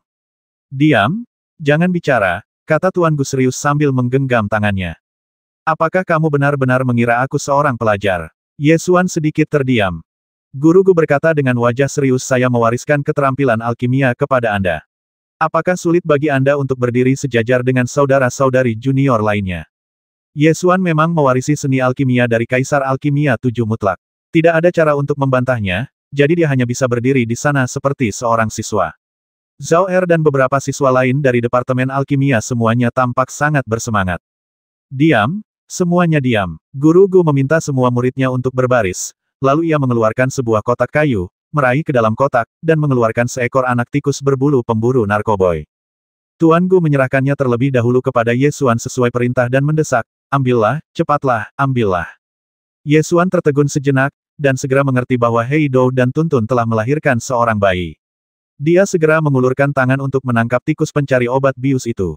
Guru Gu lalu membagikannya kepada setiap murid, masing-masing satu. Setiap mahasiswa jurusan Dandao yang menerima bayi tikus pemburu narkoboy bersorak kegirangan. Hei Dou berbaring di bahu Guru Gu, memandangi bayi tikus yang tengah mencari obat, merasa gugup sekaligus bangga. Akhirnya Zaur mendapatkannya. Saat tiba giliran Gai dan Tong, hanya satu yang tersisa. Tuan Gu mengerutkan kening, mengambil anak tikus pemburu narkoboy yang terakhir, berjongkok dan bertanya, bagaimana kalau kalian berdua membesarkan satu? Tong selalu menganggap dirinya dan Gai sebagai satu kesatuan, jadi dia sama sekali tidak keberatan mereka berdua membawa bayi tikus pencari narkoboy, dan langsung mengangguk senang. Gao tidak mempermasalahkannya lagi. Dia tidak tertarik lagi pada pembuatan pil, dan bahkan lebih tidak tertarik lagi pada pemeliharaan tikus pemburu obat. Tentu saja, jika Tong menyukainya, dia pun akan menyukainya. Tong menggendong bayi tikus pencari narkoboy di tangannya, matanya melengkung membentuk bulan sabit, jelas dia sangat menyukainya.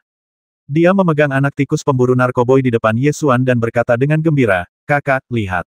Ye Xuan meletakkan benda yang ada di tangannya ke tangan Gai, lalu melambaikan tangan memanggil Gai dan berkata, aku serahkan keduanya padamu untuk diurus. Tong segera mengangguk dan setuju oke. Setelah membagikan anak-anak tikus pemburu narkoboy, Master Gu mengumumkan, anak-anak tikus pemburu narkoboy ini semuanya adalah keturunan Hei Dou. Kalian harus merawat mereka dengan baik. Kalau tidak, Hei Dou akan membawa mereka pergi. Dimengerti, Guru. Sekelompok siswa Dandao menyetujui serempak. Selanjutnya, Guru Gu mulai memberitahu kelompok muridnya tentang cara mengurus tikus pemburu narkoboy.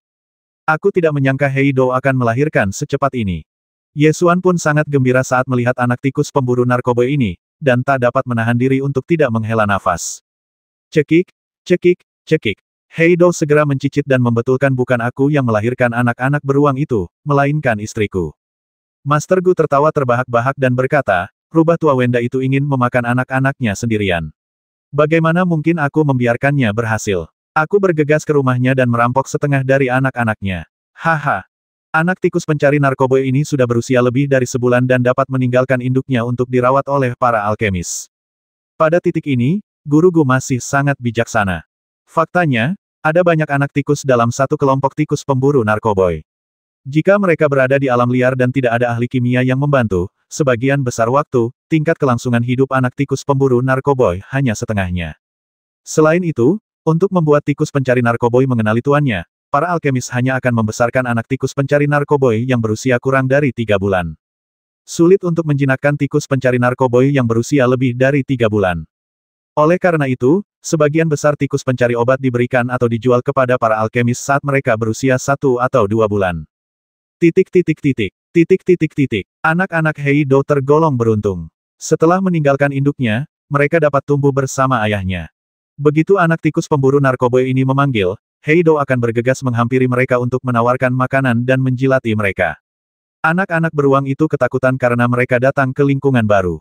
Namun, setelah kacang hitam menjilatinya sekali, mereka perlahan menjadi tenang.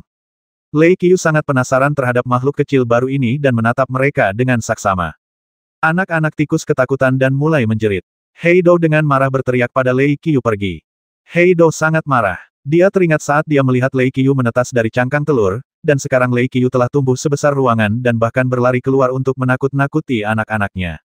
Lei Qiu mengelilingi beberapa anak tikus pemburu narkoboy, tampak ingin bermain dengan mereka.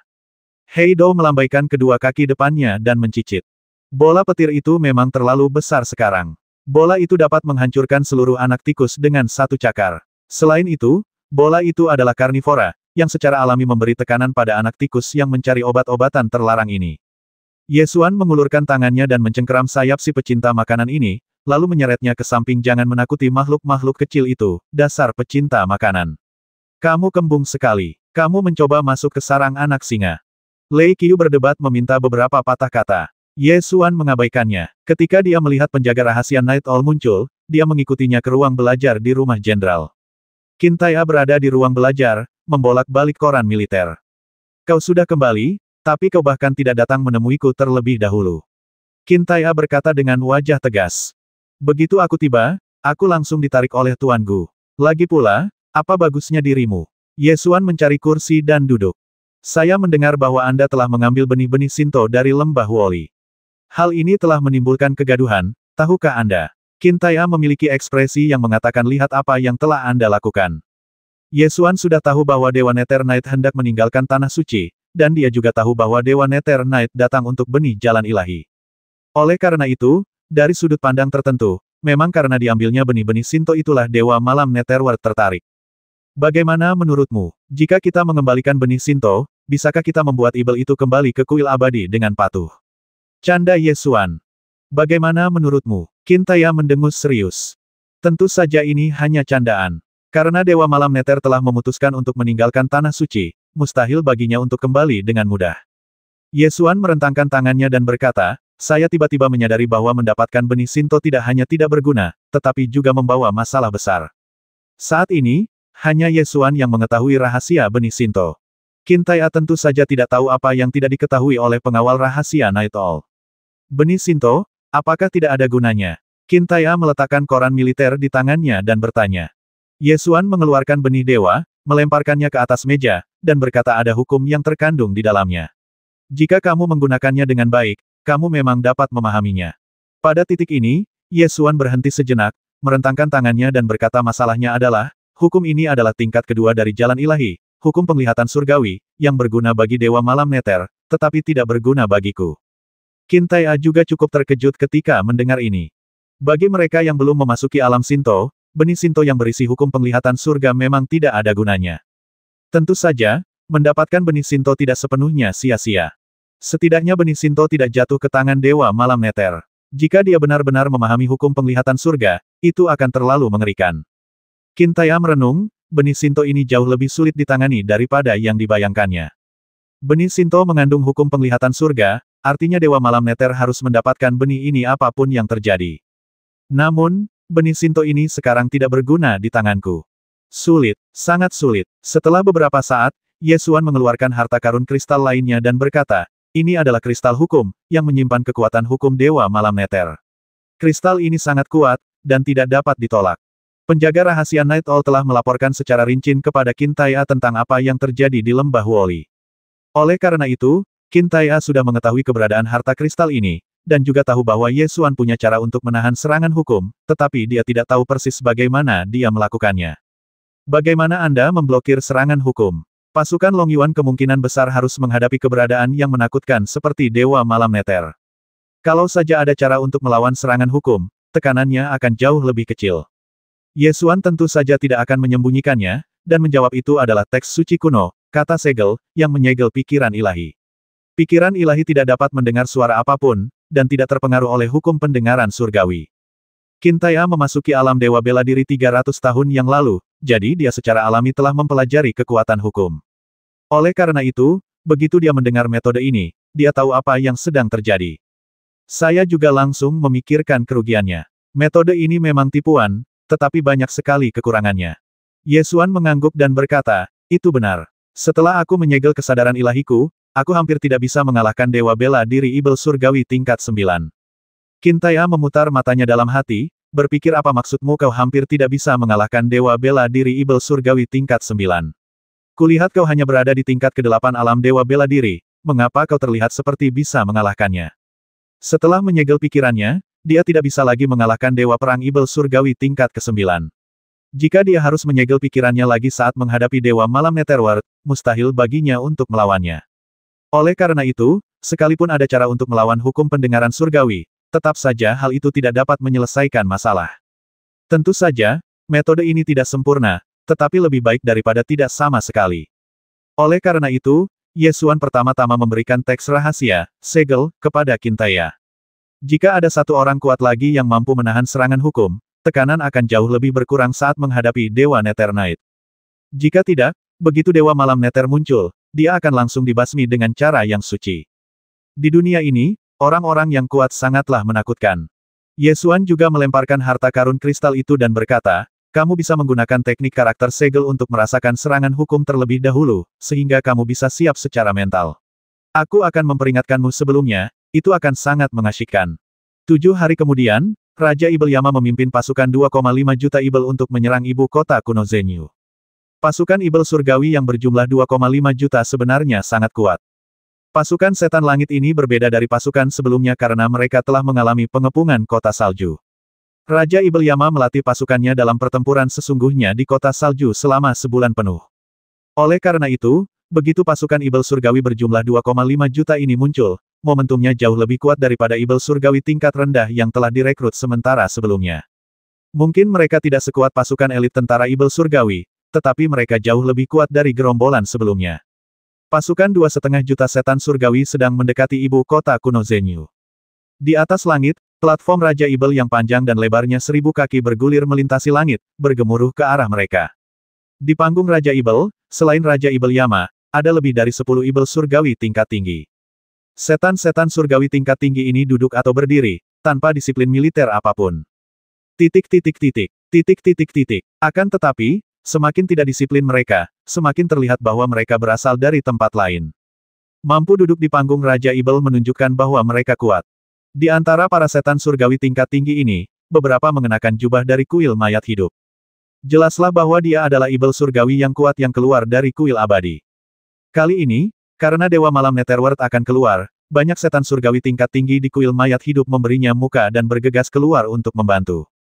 Kekuatan tempur tingkat tinggi yang dibawa oleh Raja Ibel Yama kali ini jauh lebih besar dari sebelumnya. Oleh karena itu, kali ini Raja Ibel Yama sangat percaya diri dan bersumpah untuk merebut kembali ibu kota kuno Zenyu. Pasukan rahasia Night Owl terus mengawasi situasi pasukan setan langit. Setiap kali setan langit tingkat tinggi muncul di pasukan setan langit, pasukan rahasia Night Owl akan segera mengumpulkan informasi yang relevan. Akan tetapi, para setan surgawi tingkat tinggi ini jarang meninggalkan kuil mayat hidup sebelumnya. Oleh karena itu, hanya sedikit informasi yang dapat dikumpulkan. Di panggung Raja Ibel, selain Raja Ibel Yama dan Pangeran Kuilong, ada 12 Ibel surgawi. Di antara ke-12 setan surgawi tersebut, pengawal rahasia Night Owl hanya menemukan informasi sederhana tentang setengahnya. Ibel yang mengenakan jubah hitam dengan tepi merah dan mata tertutup rapat adalah Ghost Sura, salah satu dari 12 penguasa kuil mayat hidup. Konon katanya ia memiliki sepasang mata dewa kematian. Selama ia membuka matanya, nyawa seseorang akan terenggut. Pengawal rahasia Night Owl melaporkan informasi mengenai Ibel surgawi tingkat tinggi di panggung Raja Ibel ke telinga Qintaya. Ada juga Ibel surgawi dengan sisik di lehernya, yang juga merupakan salah satu dari 12 penguasa kuil mayat hidup, sisik naga. Para pengawal rahasia Night Owl melaporkan informasi mengenai setan-setan surgawi ini, dan semakin larut malam, semakin sedikit informasi yang mereka laporkan. Pada beberapa tahun terakhir, saya bahkan tidak tahu nama-nama mereka. Tentara Belantara Selatan masih ditempatkan di ibu kota kuno Zenyu. Tentara Tianyao berada di gerbang kota, dan Fan Gongyuan juga naik ke puncak tembok kota. Namun, dia sangat gugup. Sejak mendengar bahwa Raja Ibel Yama telah memanggil Dewa Netherworld, ketakutannya tidak pernah berhenti. Itu adalah eksistensi yang mengerikan di ranah Shinto. Dia dapat membasmi semua jenderal tentara Long Yuan hanya dengan satu hukum. Tentara Nan Huangnya tidak dapat lolos dari bencana ini.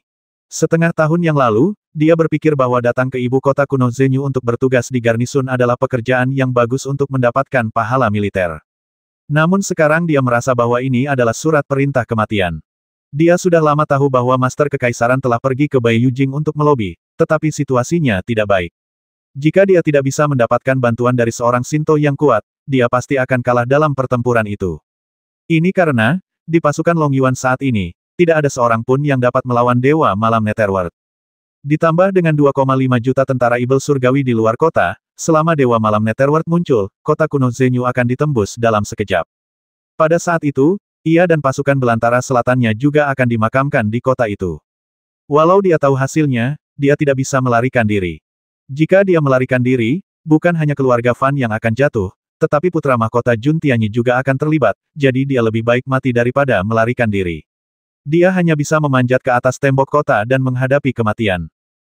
Raja Ibel Yama berdiri di panggung Raja Ibel, melihat ke bawah ke puncak tembok kota ibu kota penjara kuno, dan berteriak keras, Kintaya, ibu kota penjara kuno telah dipinjamkan kepadamu begitu lama, sudah hampir waktunya untuk mengembalikannya.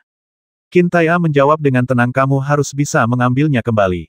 Raja Ibel Yama berkata dengan arogan, aku sudah membujuk Dewa Malam Nether, apakah kau masih ingin berjuang? Serahkan kota ini dan matilah. Aku akan memberimu kematian yang cepat, bukankah itu bagus? Siapakah Dewa Malam Netherworld? Keluarlah dan biarkan aku menemuimu. Kintaya menyapukan pandangannya ke semua Ibel Surgawi di panggung Raja Ibel, tetapi tidak menemukan Dewa Malam Netherworld. Faktanya, tak seorang pun di sini yang pernah melihat Dewa Nether Knight. Namun sekilas terlihat bahwa Dewa Nether Knight tidak berada di panggung Raja Ibel. Anda hanya perlu melihat di mana setan-setan surgawi ini duduk untuk mengetahuinya. Raja Ibel Yama duduk di singgasana di tengah-tengah panggung Raja Ibel, yang cukup untuk membuktikan bahwa Dewa Malam Netherworld tidak muncul. Jika Dewa Malam Nether muncul, Raja Ibel Yama tidak akan berani duduk di singgasana di tengah. Raja Ibel Yama mendengus dingin, Dewa Nether Knight bukanlah seseorang yang bisa ditemui semut rendahan sepertimu begitu saja. Namun, saat kau mati, aku akan berusaha semaksimal mungkin untuk memenuhi permintaanmu. Jika Dewa Nether Knight tampil langsung di panggung Raja Ibel, bahkan jika tekanan yang dilepaskannya menghancurkan semua makhluk hidup, dia akan tetap tahu lokasi musuhnya yang kuat. Namun, situasi ini bahkan lebih menyakitkan sekarang. Mengetahui bahwa dia akan muncul, tetapi tidak tahu kapan atau di mana dia akan muncul.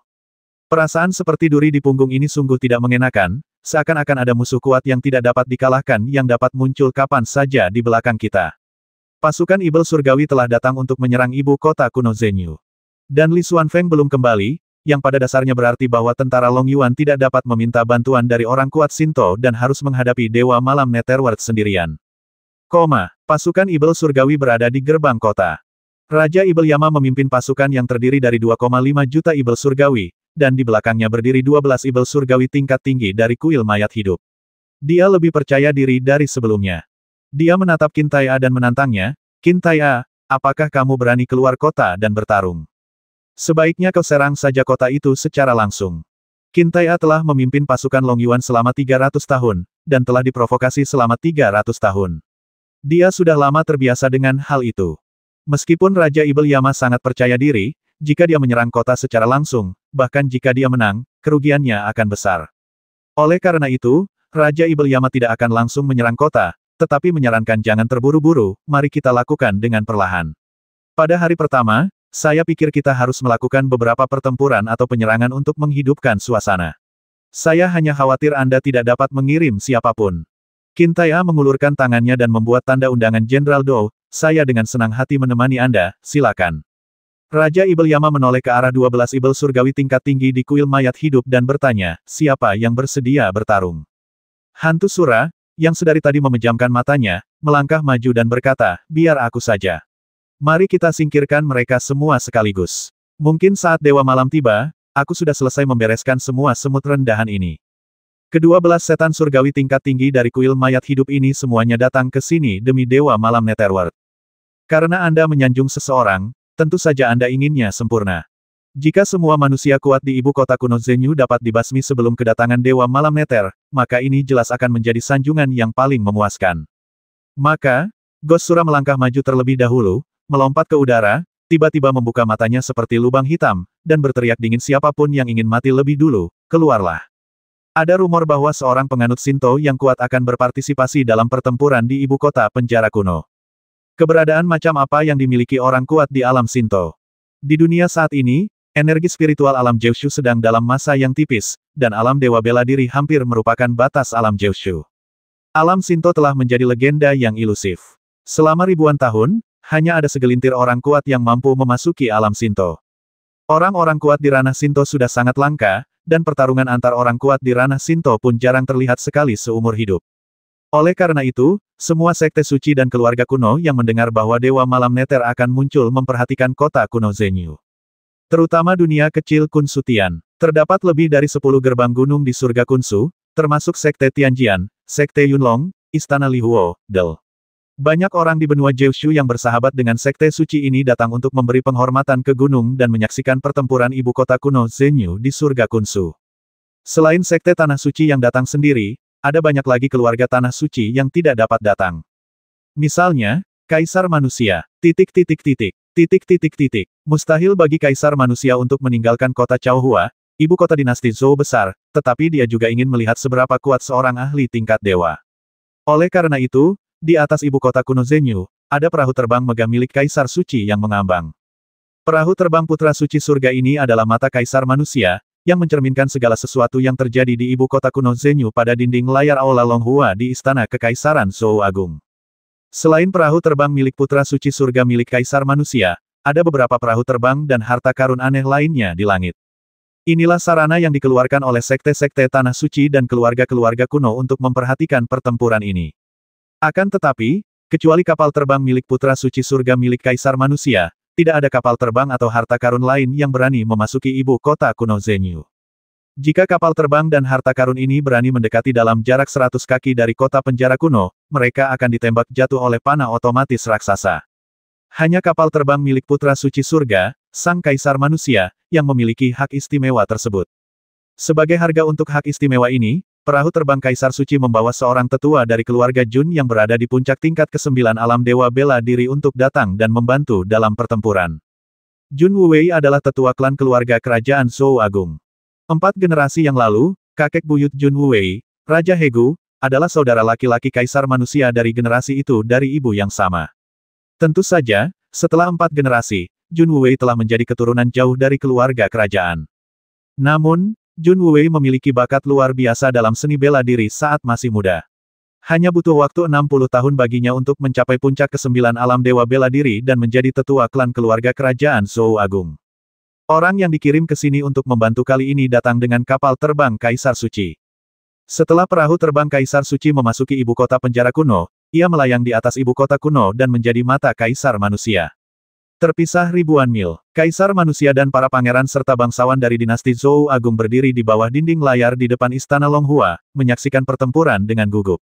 Ini adalah pertempuran yang menentukan nasib umat manusia. Jika negara kuno Tianyao menang, tentara Longyuan akan dikalahkan di ibu kota kuno Zenyu. Tanpa tentara Longyuan, umat manusia akan segera kehilangan kendali atas negara Longyuan. Provinsi Longyuan akan sepenuhnya jatuh ke dalam kendali klan Tianyao, dan klan Tianyao pasti akan menyerbu provinsi Donglu melalui kanal. Kota Liuyun adalah sepotong daging berlemak. Merebut kota Liuyun sama saja dengan mencekik leher rute perdagangan semua ras. Klan Setan Langit pasti akan memamerkan taring keserakahannya dan melahap kota Liuyun. Kota Liuyun saat ini sangatlah penting bagi umat manusia dan bagi Zhou Agung. Hampir semua pangeran dan bangsawan di dinasti Zhou besar memiliki bisnis di kota Liuyun. Oleh karena itu, dalam hal ini, para pangeran dan bangsawan dari dinasti Zhou Agung dan tentara Longyuan sepakat. Ketika Gosura, salah satu dari 12 kepala istana kuil abadi, muncul di luar gerbang kota, semua kekuatan yang memperhatikan pertempuran ini melihatnya. Saya melihat sepasang matanya yang menakutkan seperti lubang hitam. Di antara beberapa keluarga kuno dengan warisan ribuan tahun, beberapa orang langsung mengenali mata ibel surgawi ini. Konon katanya mata tersebut dapat melahap jiwa dan jika ada orang yang menatapnya maka nyawanya akan terenggut. Gosura, itu Gosura. Salah satu dari 12 penguasa kuil mayat hidup, ibel ini hanya membuka matanya sekali dalam 300 tahun. Saat dia membuka matanya, dewa tua itu dikalahkan di depan pertempuran. Di depan istana Longhua, seorang mantan veteran tentara Tiangang berseru. Para pangeran dan bangsawan yang hadir menoleh ke belakang dan segera mengenali pria ini. Dia tidak lain adalah seorang jenderal di pasukan Tiangang 300 tahun yang lalu. 300 tahun lalu, belum ada jenderal Dewa Long Yuan. Pada saat itu, tentara yang menjaga Long Yuan Zhou adalah tentara Tiangang dari keluarga Tiangang Mo. Jenderal besar Zhou Agung pada waktu itu bernama Mo Tiangang. 300 tahun telah berlalu, dan tidak banyak veteran tentara Tiangang yang masih hidup, dan bahkan lebih sedikit lagi yang dapat berdiri di depan istana Longhua. Namun, masih ada orang yang mengenali setan surgawi ini dan mengenali mata ini. Pembukaan mata saya 300 tahun lalu menandai berakhirnya satu era dan dimulainya era lain. Meskipun tentara Tiangang tidak ada lagi, keluarga Tiangang Mo masih ada dan masih menjadi bangsawan militer di dinasti Zhou besar. Mo Yunxiao, tuan muda dari generasi keluarga Tiangang Mo ini, keluar dari kerumunan, bergegas ke dinding layar, dan menatap ibel surgawi di layar. Dia adalah putra tertua dari keluarga Mo, dan telah mendengarkan cerita tentang Jenderal Surgawi sejak dia masih kecil. Tentu saja, dia juga pernah mendengar nama ibel surgawi Gosura. Aku ingin pergi ke ibu kota kuno Zhenyu. Aku ingin pergi ke ibu kota kuno Zhenyu. Mata Mo Yunxiao penuh amarah, dan dia meraung dan ingin bergegas keluar dari istana Longhua. Jenderal tua dari pasukan Tiangang segera menghentikannya dan berkata, "Jenderal muda, ibel ini terlalu menakutkan. Jangan impulsif. Lagi pula, sudah terlambat untuk bergegas sekarang." Veteran tentara Tiangang ini menyebut Mo Yunxiao Mayor Jenderal, tetapi kenyataannya tentara Tiangang sudah tidak ada lagi. Kalaupun ada, itu hanya ada dalam pikirannya. Mungkin tidak banyak orang yang pernah melihat mata Gosura, tetapi banyak yang pernah mendengarnya. Bagaimanapun juga, seorang jenderal yang dulu hebat telah jatuh di bawah tatapan mata ini. Siapa yang tidak bisa menghela napas? Di depan istana Longhua, seorang bangsawan tiba-tiba teringat sesuatu dan bertanya dengan heran, mungkinkah kemunculan ibel surgawi ini dimaksudkan untuk mengakhiri era Jenderal Dewa Jurang Naga lagi? Ketika orang-orang yang hadir mendengar ini, mereka semua menoleh untuk melihat, dengan ekspresi yang sangat rumit di wajah mereka. 300 tahun lalu, mata Gosura lah yang mengakhiri era Jenderal Tiangang. 300 tahun kemudian, mata ini muncul lagi, seolah segalanya sudah ditakdirkan, seolah pergantian dua era akan disaksikan oleh mata ini. Semua orang punya dugaan ini dalam benak mereka, tetapi tak seorang pun mengungkapkannya dengan lantang. 300 tahun yang lalu, ketika Dewa Tiangang hendak jatuh, seorang pria bernama Qin Tai'a berdiri. Sekarang, setelah Jenderal Dewa Long Yuan jatuh, siapa yang dapat berdiri dan mendukung dunia Provinsi Long Yuan? Tidak seorang pun tahu jawabannya, kita hanya bisa berharap agar sejarah tidak terulang. Di atas tembok kota ibu kota kuno Zhenyu, para jenderal tentara Long Yuan dan orang-orang kuat dari berbagai sekte besar menatap ibel surgawi di langit. Melihat mata itu, mereka semua merasakan aura mengerikan yang membuat jiwa mereka gemetar. Penjaga rahasia Night Owl dengan cepat memberitahu informasi tentang Gosura. Ketika mereka mendengar bahwa generasi sebelumnya dari Jenderal Zhou Agung Mo Tiangang meninggal di bawah tatapan mata ini, jantung semua orang berdebar kencang. Ye Xuan tidak dapat menahan diri untuk menoleh ke arah Qin Tai'a, namun dia tidak melihat adanya perubahan ekspresi pada wajahnya. Ye Xuan segera membuat keputusan, menghunus pedang kunpeng, melangkah maju dan bertarung melawan Gosura. 1140